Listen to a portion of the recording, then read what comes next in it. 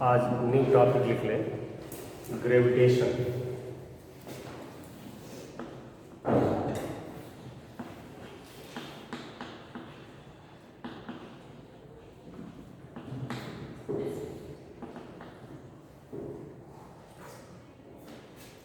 और इसमें पहली हेडिंग लिख लीजिए,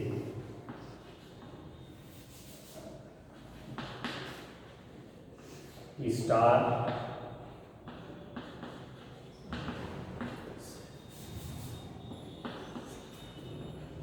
प्लैनेट और सैटेलाइट। इन तीनों के नाम आप सुने होंगे। स्टार का भी नाम सुना होगा, प्लैनेट का भी नाम सुना होगा, सैटेलाइट का भी नाम सुना होगा। यदि आपसे कोई पूछे कि स्टार है क्या, तो आप बता दीजिए कि those heavenly bodies which are self source of energy. वो हेवनली बॉडीज जो खुद एनर्जी की सोर्स है, जो अपने भीतर से एनर्जी खुद प्रोड्यूस करती हैं, उनको स्टार कहते हैं। एग्जाम्पल के तौर पर sun is star of our solar system. तो स्टार का एक लाइन का यही डेफिनेशन बता देना कि those heavenly bodies which are self source of energy called star. Example में एक सन डाल दीजिए। दूसरा है planet. Those heavenly bodies which revolves around stars. वे हेवनली बॉडी जो स्टार के अबाउट रिवॉल्व करते हैं उनको प्लैनेट कहते हैं। एग्जाम्पल के तौर पर अर्थ है, मार्स है, मरकरी है, वीनस है, जुपिटर है। तमाम हमारे सन के अबाउट रिवॉल्व करने वाले लगभग 8 प्लैनेट हैं, 9 है, लेकिन एक जो है उसका एक राउंड कंप्लीट ही नहीं हुआ है आज तक। तो पता नहीं चल रहा कि घूम किसके राउंड रहा है। जैसे कोई भी रोटेट कर रहा है तो जब एक चक्कर पूरा हो जाए तब ना पता लगेगा कि वो किसके राउंड रियल में घूम रहा है। वो अभी चल ही रहा है, बहुत स्लो भी चल रहा है, उसका एक राउंड आज तक कंप्लीट नहीं हुआ है, इसलिए पता नहीं चल रहा है कि वो घूम किसके अबाउट रहा है। इसलिए अभी फिलहाल उसको स्टार की लिस्ट में नहीं रखा गया है। उसके बाद आता है अगला सैटेलाइट। तो इसका डेफिनेशन बता सकते हो, those heavenly bodies which are revolves around planet. तो जो स्टार के अबाउट रिवॉल्व करते हैं उन्हें प्लैनेट कहते हैं, और जो प्लैनेट के अबाउट रिवॉल्व करते हैं। एग्जाम्पल सैटेलाइट का, अर्थ के अबाउट रिवॉल्व करने वाला एक नेचुरल सैटेलाइट है मून, और कई आर्टिफिशियल सैटेलाइट हैं। INSAT 1B, INSAT 2B, INSAT 2C, INSAT 2D, INSAT 2E। उसके बाद आर्यभट्ट फर्स्ट, आर्यभट्ट सेकेंड। तमाम सैटेलाइट्स हैं जो अर्थ के राउंड रिवॉल्व करते हैं, इनको आर्टिफिशियल सैटेलाइट कहते हैं। ठीक। और आपका जो ये चैप्टर है उसमें इस पूरे चैप्टर में तो हम मास से रिलेटेड प्रॉपर्टी की स्टडी करते हैं, लेकिन विशेष तौर पर इस चैप्टर में स्टार्स, प्लैनेट्स और सैटेलाइट के बारे में ज़्यादा कुछ मैथमेटिकल एनालिसिस इस चैप्टर में हम लोग पढ़ेंगे। तो क्योंकि इस चैप्टर में ज़्यादातर इन्हीं बॉडीज़ के विषय में एनालिसिस होगी, इसलिए पहले इस हेडिंग में, इस चैप्टर में इन्हीं हेडिंग्स का हम लोगों ने इंट्रोडक्शन लिया। अब इसमें अगली हेडिंग लिखो, Kepler's law of planetary motion. Kepler's laws of planetary motion.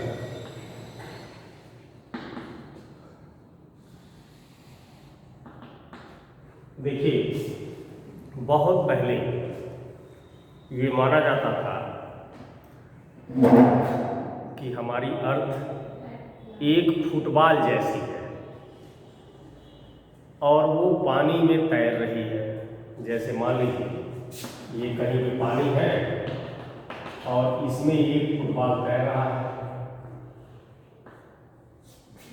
तो यही माना जाता था पहले, बहुत पहले की बात है, कि हमारी अर्थ एक फुटबॉल जैसी है और पानी में आप देखिए भी तो अर्थ के चारों तरफ पानी ही पानी तो है। अर्थ के चारों तरफ तो पानी पानी है। क्या 80% तो पानी है अर्थ पर? केवल 20% ही तो प्लेस है जिस पे आदमी रहते हैं। 80% तो पानी ही पानी है।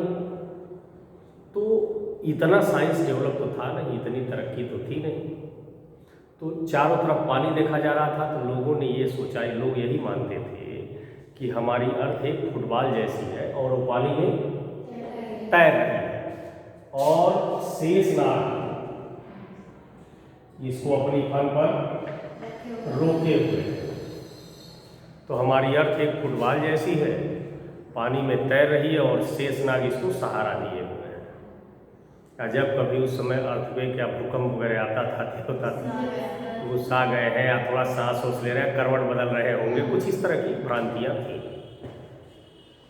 लेकिन दिन रात का होना,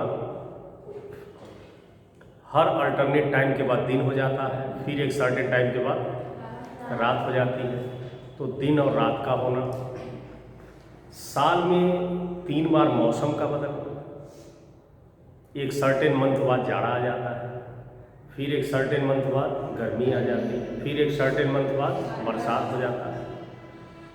तो दिन और रात का होना और मौसम का चेंज होना, ज़्यादा कड़ाके की ठंड पड़ जाना, कड़ाके की गर्मी लगने लगना। भाई यदि मान लो अर्थ एक फुटबॉल है और पानी में तैर रही है और मान लीजिए यहाँ पे सन है, तो सन की रेडिएशन अर्थ पर आएंगी तो हमेशा ऐसे पड़ती रहेंगी जब ये रुका हुआ है तो फिर दिन रात कैसे होगा? दूसरा, मौसम क्यों बदलेगा? भाई एक ही जैसा सिस्टम रहना चाहिए, बराबर उतनी हीट आ रही है यहाँ तो रेडिएशन आ रही है तो दिन और रात का होना और एक सर्टेन टाइम बाद मौसम का बदलना और कुछ छोटी छोटी तमाम बातें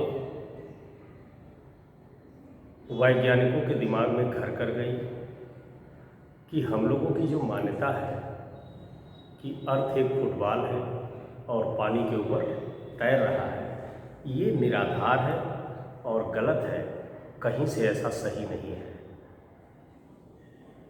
तो उस समय सबके दिमाग में आया कि ये खोजा जाए कि हमारी अर्थ रियल में है क्या, हमारे अर्थ की पहचान क्या है, ये है कहाँ, कैसे है, टिकी कैसे है।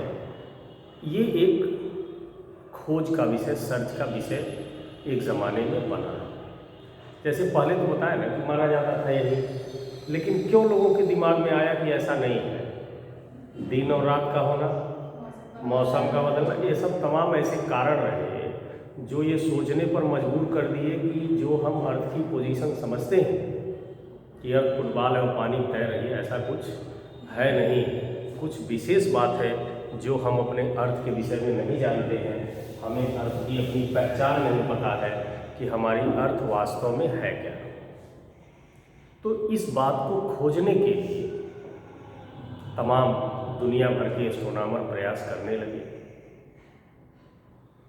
और बाद में ये पता चला कि वास्तव में हम जिस अर्थ पे रहते हैं वह अर्थ एक प्लैनेट है, एक हेवनली बॉडी है और ये सन के अबाउट रिवॉल्व करी आकाश में है। ये पानी में, समुद्र में तैरने वाला कोई बॉडी नहीं है, बल्कि ये हेवन में है, हेवनली बॉडी है और ये सन के अबाउट रिवॉल्व कर रही है। यह एक प्लैनेट है और केवल अर्थ ही नहीं, हमारे अर्थ जैसे जैसे तमाम प्लैनेट हैं जो सन के अबाउट रिवॉल्व करते हैं और सन उनके सेंटर पर है। जब इतनी बात दुनिया को मालूम हो गई कि हम लोग जिस अर्थ पे हैं वह अर्थ पानी में तैरने वाली एक बॉडी नहीं है, बल्कि एक प्लैनेट है और सन उसके सेंटर में है और सन के अबाउट ये अर्थ रिवॉल्व करती है और अर्थ के साथ साथ बहुत सारे प्लैनेट भी रिवॉल्व करते हैं। जब इतनी जानकारी दुनिया को हो गई तो फिर एक क्वेश्चन दिमाग में सबके आया कि ये जितने भी प्लैनेट हैं हमारे अर्थ के साथ, ये सारे सन के अबाउट रिवॉल्व क्यों करते हैं?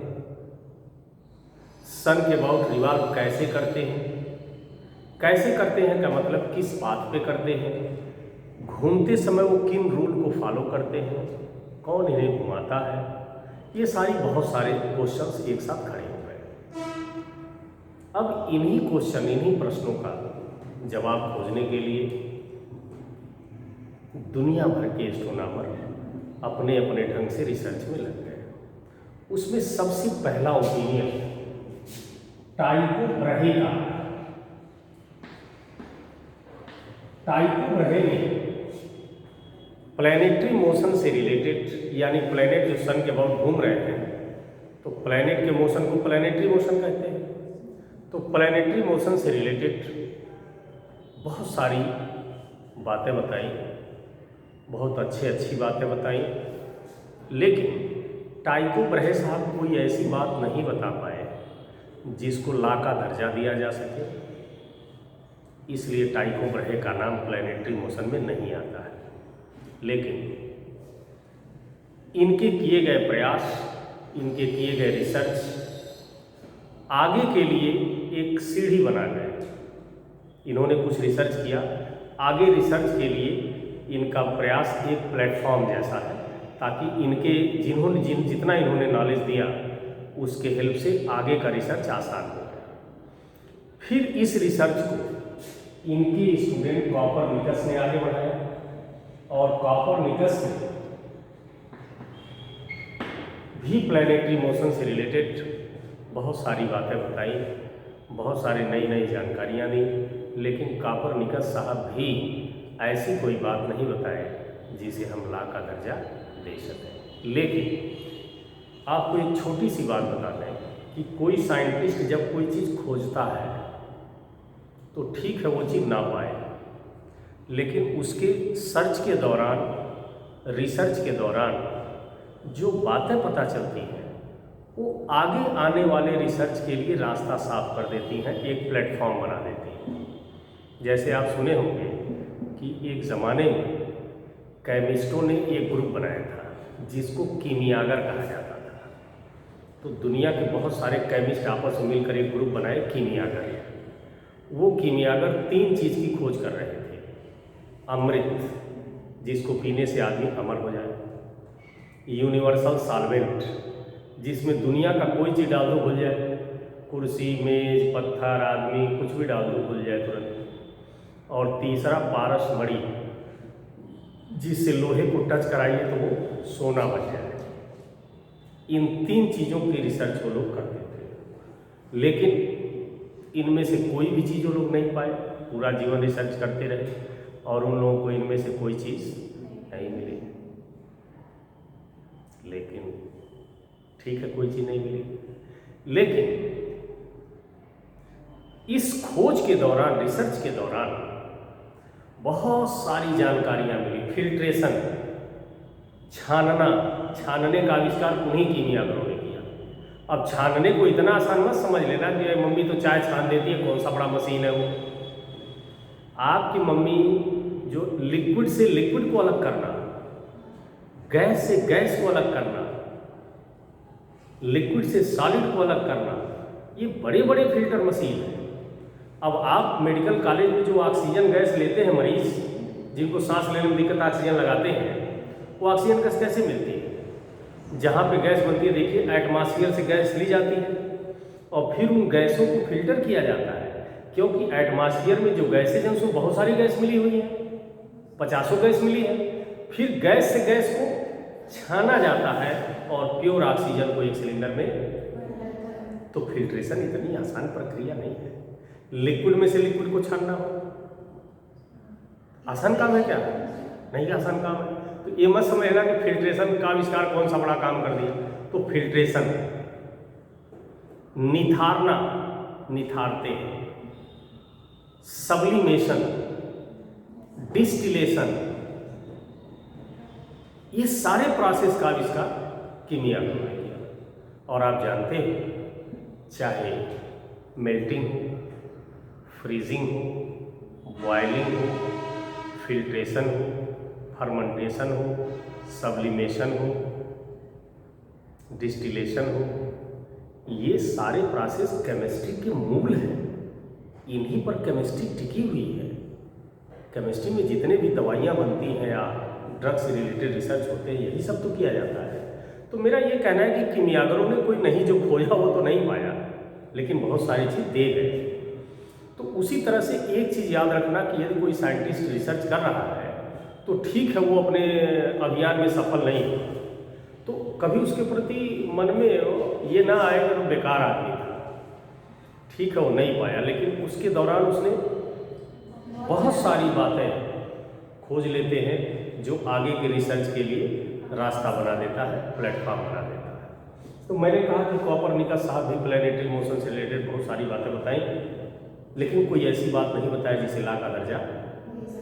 फिर भी इनके भी रिसर्च ने आगे के रास्ते को और आसान कर दिया, और बाद में इन्हीं के शिष्य केपलर साहब थे, उन्होंने इन लोगों के रिसर्च को आगे बढ़ाया, और केपलर साहब को प्लैनेटरी मोशन से रिलेटेड 3 ऐसी बातें पता चल गई जिन्हें फिजिक्स में ला का दर्जा प्रदान कर दिया गया।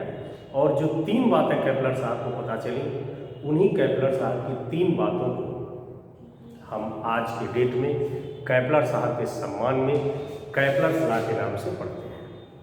अच्छा, इनका गुरु चेला का लिस्ट बड़ी लंबी है।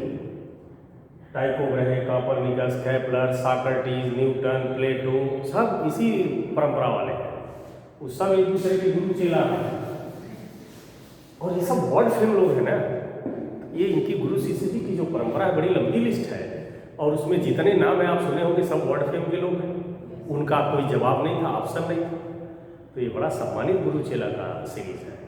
ठीक, तो केपलर साहब ने उनके रिसर्च को आगे बढ़ाया, और 3 बातें ऐसी केपलर साहब को पता चली जो फिजिक्स में ला का दर्जा प्रदान करने लायक थी, और उनको फिजिक्स में ला का दर्जा प्रदान भी कर दिया गया।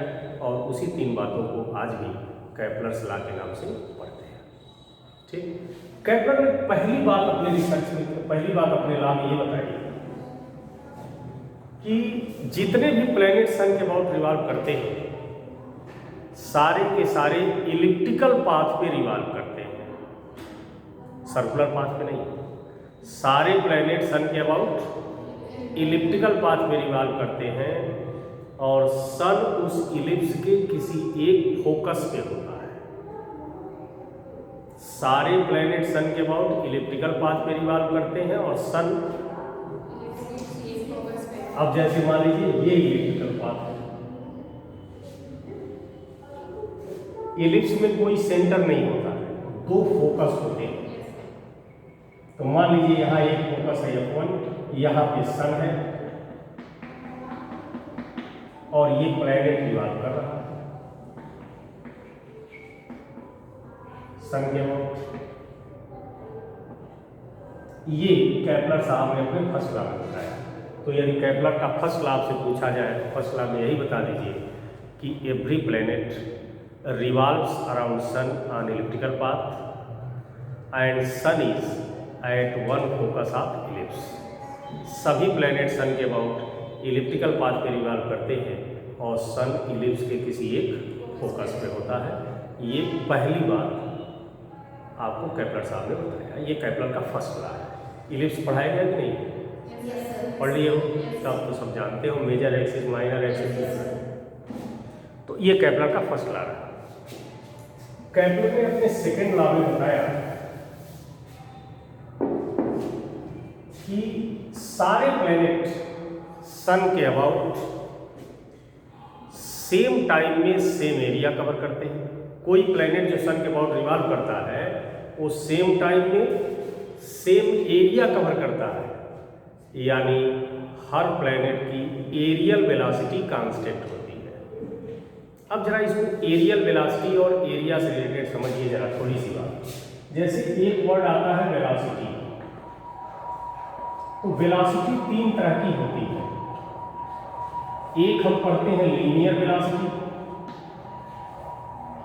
एक हम पढ़ते हैं एंगुलर वेलोसिटी, और एक हम पढ़ते हैं एरियल वेलोसिटी।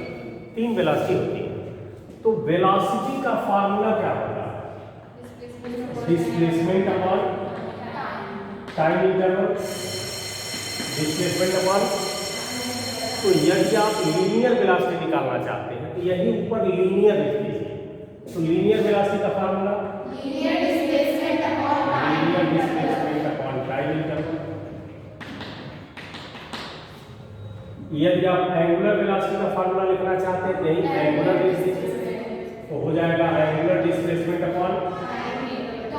और यदि एरियल वेलोसिटी निकालना चाहते हैं तो एरिया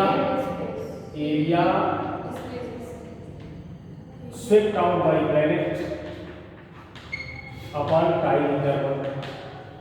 ठीक, अब यदि इसको फिगर से समझना चाहते हैं कि कोई बॉडी मोशन कर रही है तो हम एरियल वेलोसिटी कैसे निकालें, तो उसको हम बता देते हैं। जैसे मान लीजिए यह एक सर्कुलर पाथ है और एक बॉडी ए पॉइंट से मोशन स्टार्ट की और मान लो डेल्टा टी टाइम में बॉडी पहुंच गई बी पॉइंट पर। मान लो एक बॉडी सर्कुलर पाथ में मोशन कर रही है और मोशन स्टार्ट कहाँ से किया और डेल्टा टी टाइम बाद, तो जहाँ से मोशन स्टार्ट किया उसको सेंटर से मिला दो और जहाँ फाइनली मोशन करती हुई पहुंची उसको सेंटर से मिला दीजिए। इनके बीच का ये जो पूरा इलाका है यही प्लैनेट द्वारा कवर्ड एरिया है। अब ये एरिया निकाल लीजिए और उसमें टाइम पीरियड से डिवाइड कर दीजिए तो एरियल वेलोसिटी आ जाएगी। समझ में आया? तो केपलर ने अपने दूसरे बात में बताया कि जितने भी प्लैनेट सन के अबाउट रिवॉल्व करते हैं वो सेम टाइम में सेम एरिया कवर करते हैं, यानी हर प्लैनेट की एरियल वेलोसिटी कांस्टेंट होती है। प्लैनेट्स की एरियल वेलोसिटी जैसे मान लीजिए फिगर से दिखा सकते हो, मान लीजिए ये इलेक्ट्रिकल पाथ है और यहाँ पे सन है। एक प्लैनेट यहाँ ए पॉइंट से मोशन स्टार्ट किया, डेल्टा टी टाइम में पहुंच गया बी पॉइंट पर, तो इसने डेल्टा टी टाइम में कितनी एरिया कवर की निकालना हो तो सन से मिला दीजिए। ये एरिया प्लैनेट ने कवर किया कितने देर में, तो ये तब का ऑब्जर्वेशन है जब प्लैनेट सन से दूर है। अब मान लीजिए प्लैनेट मोशन करता हुआ नजदीक आ गया, तब फिर यहाँ से ऑब्जर्वेशन स्टार्ट कीजिए। मान लीजिए प्लैनेट अब सी पर आया तो फिर मैंने ऑब्जर्वेशन स्टार्ट किया और ऑब्जर्वेशन किया मैंने डेल्टा टी टाइम तक और देखा कि प्लैनेट पहुंच गया डी पर। अब प्लैनेट ने कितनी एरिया कवर की, ये एरिया कवर की, तो ये एरिया कितने देर में कवर हुई है और ये एरिया, तो दोनों का टाइमिंग सेम है। तो केपलर ने यही बताया कि जो प्लैनेट सन के अबाउट रिवॉल्व करते हैं वह सेम टाइम में सेम एरिया कवर करते हैं। तो ये एरिया कवर हुआ डेल्टा टी टाइम में, ये भी एरिया कवर किया डेल्टा टी टाइम में, यानी दोनों एरिया में कवर का टाइम सेम है तो एरिया भी सेम होगी। यानी area of S A B is equal to area S C, यानी हर प्लैनेट सन के अबाउट सेम टाइम में सेम एरिया कवर करता है, यानी प्लैनेट्स की एरियल वेलोसिटी कांस्टेंट। ये केपलर का सेकंड लॉ है। केपलर ने अपने थर्ड लॉ में बताया कि मान लीजिए ये एक प्लैनेट है जो सन के अबाउट रिवॉल्व कर रहा है और यहाँ पे है सन, और सन से प्लैनेट की एवरेज डिस्टेंस आर मान लेते हैं। एवरेज डिस्टेंस क्यों कहते हैं कि जैसे यदि मान लीजिए कोई प्लैनेट सर्कुलर पाथ में घूमता तब तो सन से हमेशा सेम डिस्टेंस पर रहता, लेकिन यहाँ पर जितने प्लैनेट हम सन के अबाउट इलिप्टिकल पाथ में घूमते हैं तो कभी प्लैनेट सन से दूर होता है, कभी बहुत पास होता है। तो जैसे मान लीजिए हम बोलते हैं कि सन से अर्थ के बीच का डिस्टेंस इतना है, तो क्या सन से अर्थ के बीच का डिस्टेंस हमेशा सेम रहेगा? अर्थ का पाथ कैसा है? इलिप्टिकल। तो जब इलिप्टिकल है तो क्या अर्थ जब सन के अबाउट रिवॉल्व करती है तो हमेशा सन से डिस्टेंस सेम बना रहता है? तो कभी अर्थ सन से दूर हो जाती है, कभी अर्थ सन के, तो डिस्टेंस सेम तो रहता नहीं, इसलिए हम एवरेज डिस्टेंस लेते हैं। एक बार सबसे ज़्यादा वाला डिस्टेंस ले लिए और एक बार सबसे, और दोनों का एवरेज निकाल दिए। वही एवरेज हम लोग बताते हैं अर्थ से सन के बीच का डिस्टेंस इतना है। एक्चुअली तो अर्थ से सन के बीच का डिस्टेंस चेंज होता रहता है, ठीक है। तो इसलिए कभी भी किसी प्लैनेट से सन के बीच का डिस्टेंस लेना हो तो हम एवरेज डिस्टेंस लेते हैं क्योंकि डिस्टेंस कांस्टेंट। तो मान लीजिए सन से प्लैनेट की एवरेज डिस्टेंस r है और ये प्लैनेट सन के अबाउट एक चक्कर पूरा कर रहा है कितने देर में, t टाइम में। यही टाइम पीरियड एक चक्कर पूरा करने में जो टाइम लगता है उसी को।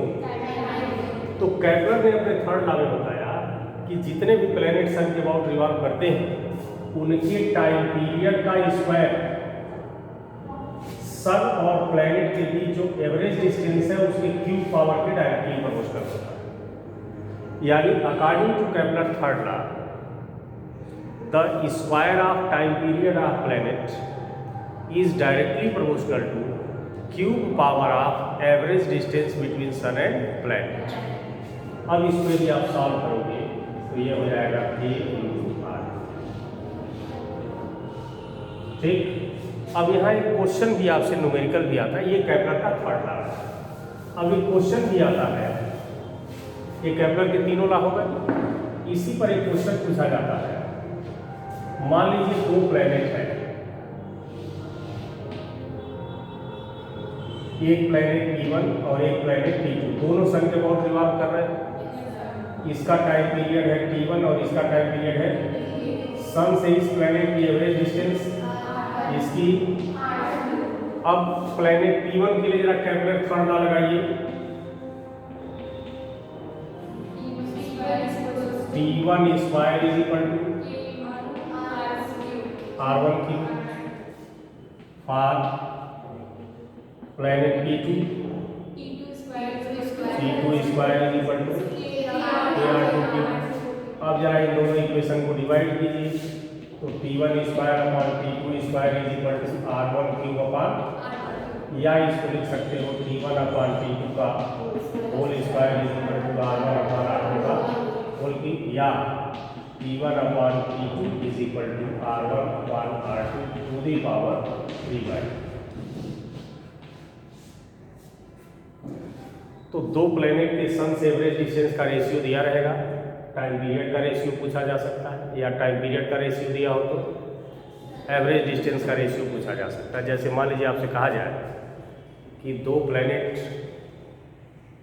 की सन से एवरेज डिस्टेंस का रेशियो 1000:10 है, उनके टाइम पीरियड का रेशियो बताइए। तो R1 R2 वैल्यू रख दीजिए, सॉल्व कर दीजिए, टाइम पीरियड का रेशियो आ जाएगा। या इसी का रिवर्स, यदि दो प्लैनेट के टाइम पीरियड का रेशियो दिया हो तो उनके एवरेज डिस्टेंसेस का रेशियो आ जाएगा। तो एक न्यूमेरिकल इस पर आता है।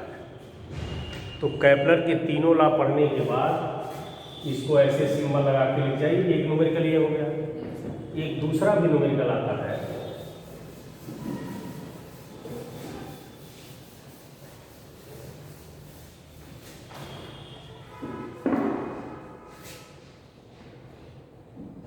मान लीजिए ये इलिप्टिकल पाथ है और यह एक प्लैनेट है।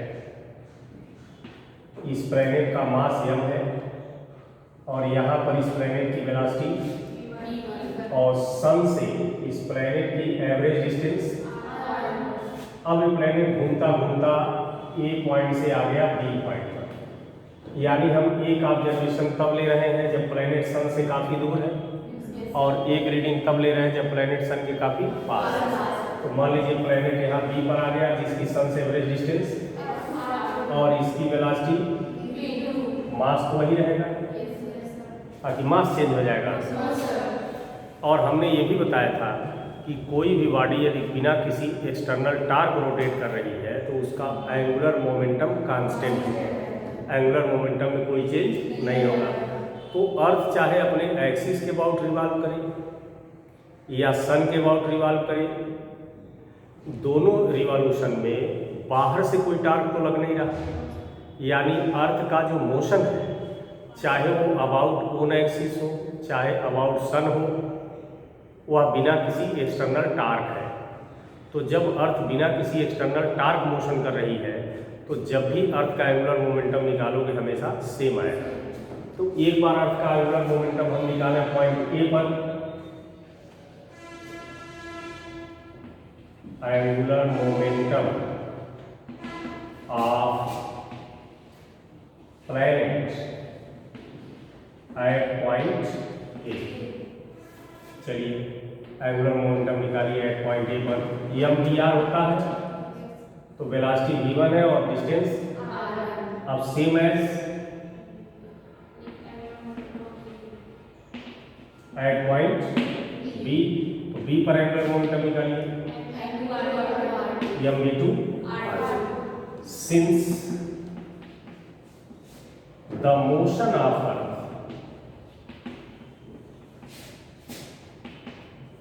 is without any external torque,